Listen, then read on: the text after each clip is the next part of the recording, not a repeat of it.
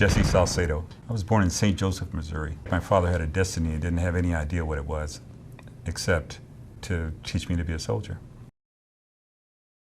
I volunteered for Vietnam when I signed up, and all of a sudden I said, whoa, here I go. You know, like thinking, man, what did I do? I went to jump school, then I went to Vietnam. My name is George Mink. I grew up in Philadelphia, Pennsylvania. I joined the Army about 2 weeks before I turned 19. Depending on what unit you were in, if you were there a month, you were an old guy.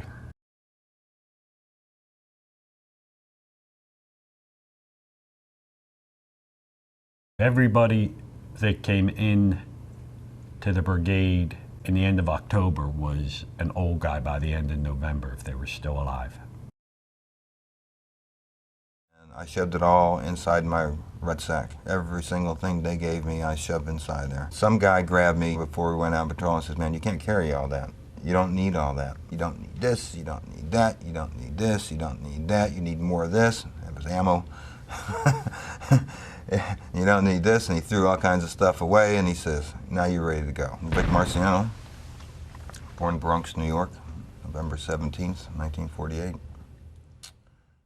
Oh, that first day off the plane was pretty scary, you know. That heat hits you that first time, you hardly catch your breath.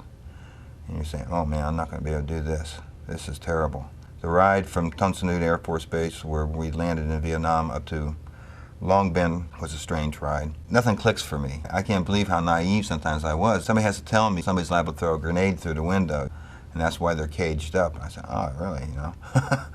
Cool. And the smells, which I can't even describe, you know, things I've never smelled before or since Vietnam. Certain smells that just immediately were burned into you.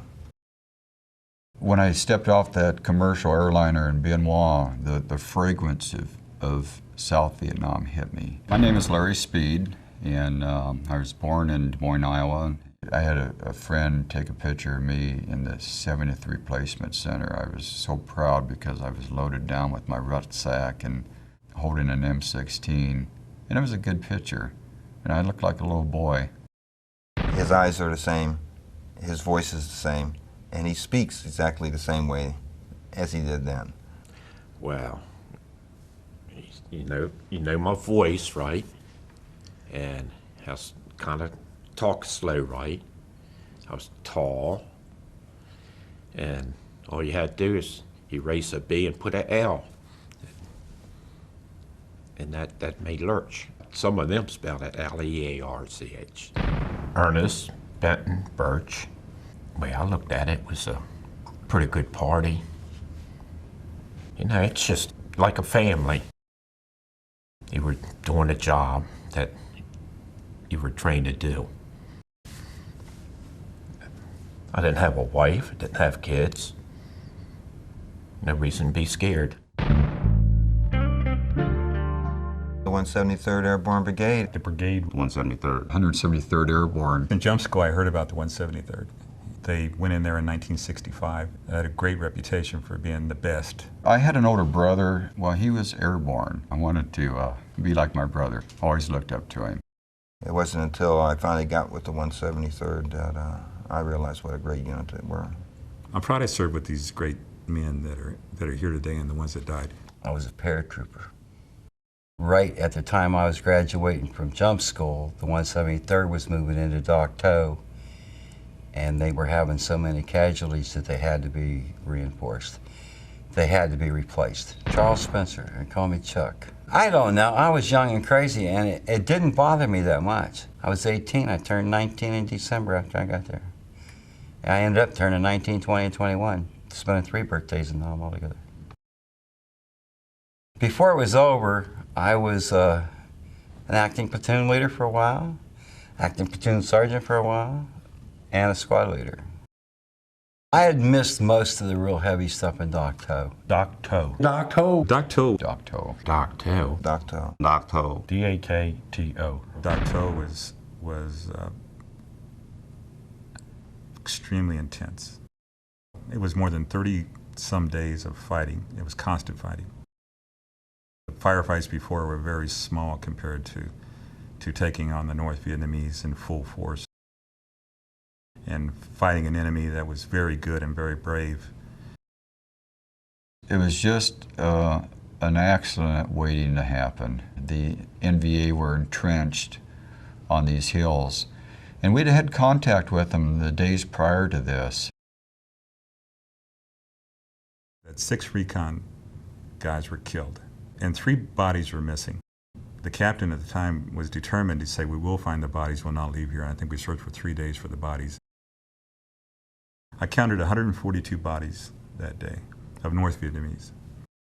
And I counted them over and over and over again all day long, looking for one more body to try to make up for my 6 recon friends. We humped up 875 on the last day, and that's where they were bringing us in Thanksgiving dinner. And this was a terrible day, one that sticks in my mind, and Jesse's mind, and a lot of other guys' minds too. The bodies were still up on 875. And as they brought in the hot food for us, we had to load the bodies onto the Chinooks to take them out of there, where they set the hot food line up, and then we were supposed to go eat our Thanksgiving dinner. That was near impossible to do, because we're talking 100 bodies in body bags, and some not in body bags that need to be put in body bags to put them on the helicopters to remove them from that area. And that wasn't, that's the most dead people I've ever seen at one time, and I don't ever want to see that again.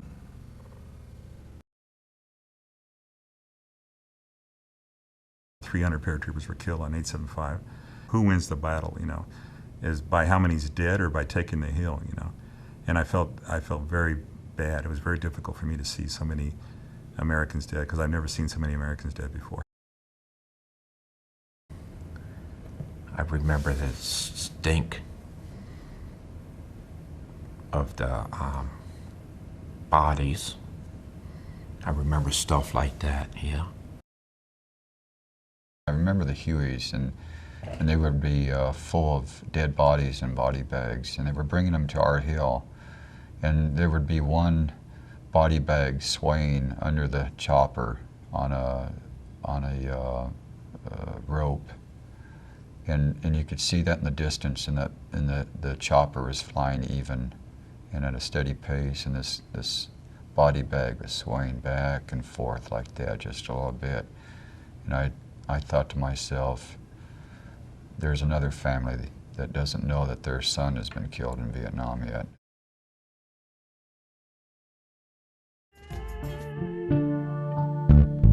They used recon, and then they took 15 guys from each rifle company, and I think a few rear echelon other guys, and say all the misfits they could find.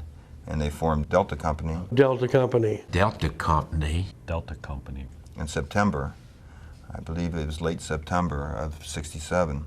We were still in recon platoon, and we came back from an overnight patrol. When we went out, there wasn't a Delta Company.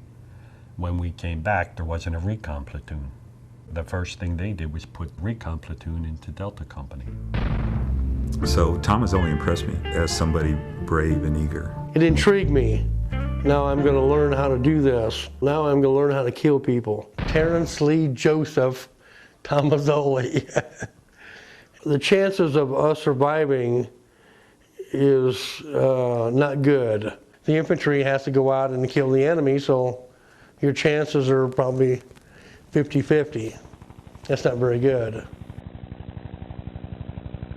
Me and Lieutenant Jones landed in the jungle and with Delta Company, and Terry Jones became 1st Platoon leader. He graduated at the top of the class, and now he's going to lead a whole platoon of men. Bottom line was my country was at war. You know, there was Americans over there on the ground getting killed.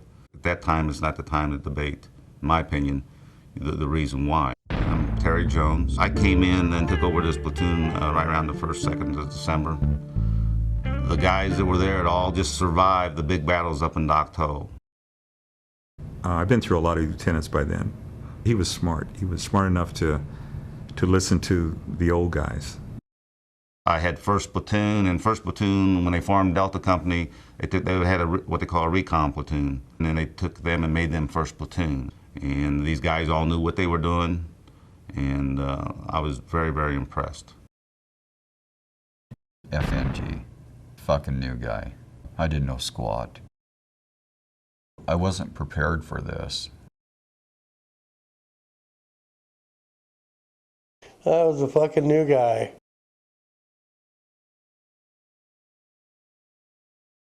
Very green lieutenant. Whenever the shooting would start, everybody would look at me. What do you want us to do? And that was from square one. All I know is these guys were there.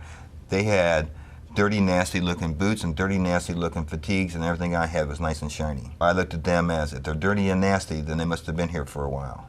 If they're green and shiny, then they must have just got here. Nobody warms up to anybody right away and says, hey, welcome to the club. It takes a couple days for them to see, you know, whether you got your stuff together, you know, whether, you know, you're going to be some babbling idiot. It was my first experience with combat, and it scared me. I made it to the wounded soldier. I just had a handful of dressings and bandages, and I realized then I didn't have enough. It was just overwhelming. I said, can we move him out of here? And about that time, there were some enemy rounds that rang out, pretty much answered my question. The first firefight, yeah, I knew I was getting shot at, but it didn't really scare me. Lurch had been there for a couple of years. You know, he'd been there since '65. Like a building block of the 173rd, he was always there. It's just like a story. You know, it was happening, but you just didn't think it was happening. It was 1967 when I got there, so he was already there 2 years. 2 years in the 173rd Airborne on the line. It's just an amazing thing in its own because of all the combat that the 173rd was in. If you ran into someone who spent 3 years in Saigon or Da Nang or Cam Ranh Bay, an exotic tour of duty, that's all they had. But with Lurch? Yeah, Lurch was in the jungle all the time. I liked the excitement, the adrenaline rush. The guy was a soldier, and he mentored a lot of soldiers, a lot of young soldiers. You learn from the leaders. Jesse Salcedo and Lurch were the old guys. People felt safe, felt like I could get them through or something. Maybe it's just that they saw I had a lot of time in Vietnam.